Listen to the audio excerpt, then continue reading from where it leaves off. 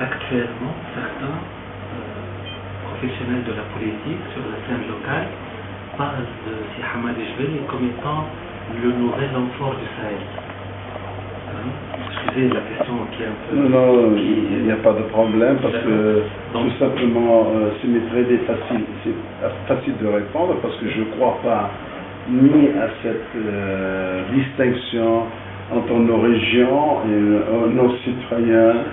Je ne m'adhère jamais à des considérations régionales, ni du Sahel, ni du Nord, du Sud. Nous sommes, je crois, que dans une Tunisie nouvelle, une Tunisie de la Révolution qui a eu son mot à dire dans cette classification très étroite, très néfaste entre les Tunisiens.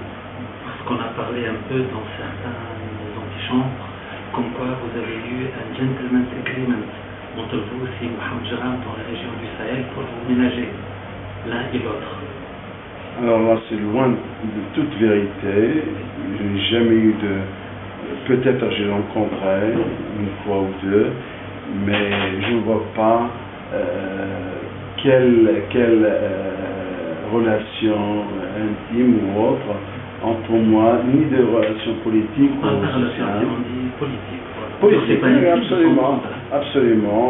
J'ai jamais eu la moindre occasion de parler d'accords politiques ou de trouver des solutions politiques avec M. Jeram ou tout autre de l'ancien régime tunisien. D'accord. Quel type donc de relation gardez-vous avec l'ancien establishment politique dont la plupart est issu de cette région-là? J'ai pas eu de relation avec ces gens-là, ni avec l'ancien régime. Seulement une relation peut-être de militants et de lutte acharnée pour l'instauration des libertés et de la démocratie. Donc, mais il faut dire aussi que je n'ai pas de préjugés ni de mépris envers toute cette classe, parce qu'il y a des gens qui sont peut-être une plus-value à donner au pays, mais à condition d'avoir une auto-critique et une lecture correcte et courageuse de l'ère de Ben Ali et aussi une acceptation de s'adhérer à la nouvelle Tunisie, la Tunisie de la Révolution. D'accord, pour sortir un peu de la scène locale, quel regard portez-vous sur les événements en Libye? Et pour moi, c'est un événement très important, c'est la réussite de la Révolution et c'est l'espoir qui s'ouvre devant nous entre les deux peuples pour maintenant instaurer un espoir et un avenir commun entre les peuples et j'espère bien, entre les États démocratiques. Vous attendez à des événements similaires en Algérie? Vous attendez? Ça c'est un problème propre au peuple algérien. Il m'est interdit de s'immiscer dans les affaires intérieures. Nous respectons le choix du peuple, de n'importe quel peuple, et nous sommes toujours pour la réussite ou l'avènement de tout État démocratique dans la région. Ça fait partie de nos objectifs, mais je respecte toujours la volonté du peuple. D'accord. Pendant 50 ans, l'épine dorsale de la vie politique tunisienne, c'était le néo-destour. Et autour de ce parti gravitait le tissu social, associatif, le tissu politique. Et il faut dire que ça a mené à un échec, puisque avec sa domination, le parti destourien a pratiqué quand même l'exclusion. On parle maintenant d'une nouvelle ère pour la Tunisie dans laquelle l'épine dorsale de l'établissement politique sera NAB, avec ses traditions, avec sa culture, avec son prolongement populaire. Ce mouvement-là est-il en mesure de gérer les conflits potentiels chez la classe politique tunisienne? De gérer, c'est-à-dire d'une manière pacifique, je dirais même, est-il capable d'organiser cette confrontation des points de vue dans la sérénité et dans la stabilité de l'État tunisien? Tout d'abord, l'épine dorsale, à condition qu'elle soit démocratique. Là, je dis l'épine dorsale, je reformule la phrase de Cheikh Rajna. Oui, l'épine dorsale, parce que si on l'accepte, si ce sera par le verdict du peuple tunisien. Tout d'abord, je suis convaincu, nous sommes convaincus que notre société est plurielle. Il n'y aura jamais de parti unique et de voix unique et d'État de parti unique. Dans ce contexte, peut-être l'ANADA ou tout autre aura la charge et la responsabilité de jouer le rôle de cette pile dorsale. Nous sommes fiers et ce nous incombe une responsabilité très lourde et historique.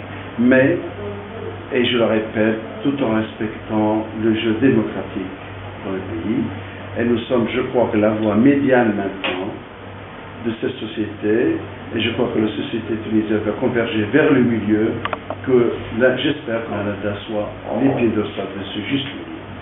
Vous êtes optimiste quant à sa gestion de sa relation avec les autres composants? Absolument, absolument, parce que nous sommes ouverts à toutes ces composantes de la société, avec tous les partis, et d'ailleurs nos programmes le décrit très correctement, et justement nous sommes en train de chercher le consensus national, soit pour diriger l'après-élection ou même l'après peut-être période aussi transitoire.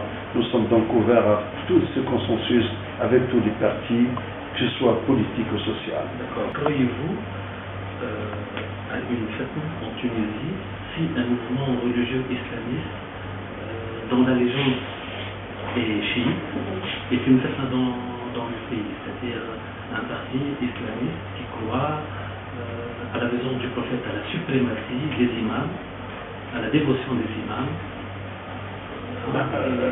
Je suis pour le libre choix de la société. Je vois mal une division une société basée sur la division ce qu'on appelle cette lutte des écoles islamiques, le madars al-fiqh. Au contraire, je vois notre société qui était l'avantage d'être uniforme dans ce sens-là, qu'elle présente des avantages peut-être qu'ils ne trouvent pas ailleurs. Si, on les respecte. Et si leur foi leur donne, ils sont les bienvenus avec le choix démocratique du peuple. Pour cela, ça ne fait pas de soucis, de problèmes. Donc, à condition que ce soit basé toujours sur le choix démocratique de la société tunisienne, que ce soit chiite ou sunnite, pour moi, ce n'est pas l'essentiel. Je crois que le choix va se diriger vers un choix démocratique de société civile et pas sur le plan confessionnel ou autre. Êtes-vous satisfait de l'action gouvernementale, de la gestion de cette période intérimaire de l'action de Sibel? Mais je réception, on le juge d'après ses paroles et ses actes. Oui, alors un jugement. Pas seulement un jugement préétabli. Oui. Un jugement, il y a le pour, le contre, du haut et du bas. Globalement, nous sommes un mois de la Constitution. Globalement, je crois, et on va le voir, parce que le 23 octobre, ce sera un examen, un test. Pour lui et pour toute l'instance politique, toute cette architecture après révolution, et je me réserve maintenant de prononcer un jugement. On va le voir. Le 23 octobre sera l'examen et le jugement définitif va être apporté sur le respect des règles démocratiques. Un pronostic pour la Constitution? Je crois qu'elle va se diriger vers le consensus sur le plan de la Constitution et aussi la formation du gouvernement, j'espère, d'union nationale à une large base de consensus. Je crois que le peuple tunisien va apporter une réponse à tous ces problèmes-là, peut-être en choisissant ses représentants pour élaborer la Constitution et peut-être pour réussir la période transitoire. Vous avez une forme de nostalgie vis-à-vis de l'Alliance des Octobre? Est-ce que c'est la belle époque pour vous? Si, parce que ça donnait une image positive de ces partis. Malheureusement, Depuis le cas maintenant? non, parce qu'il y a des partis qui sont vite, comment dirais-je, démarqués de ces accords. Et je crois que ces textes et ces accords seraient les bases préliminaires de tout consensus. Je dirais encore une fois, malheureusement, qu'il y a des partis et des gens qui sont vite se démarquer de cet accord. C'est vraiment un point négatif parce qu'on aurait pu continuer ensemble pour la construction nouvelle de la Tunisie. حماد بارك الله فيك. العفو سيدي. شكرا. Merci.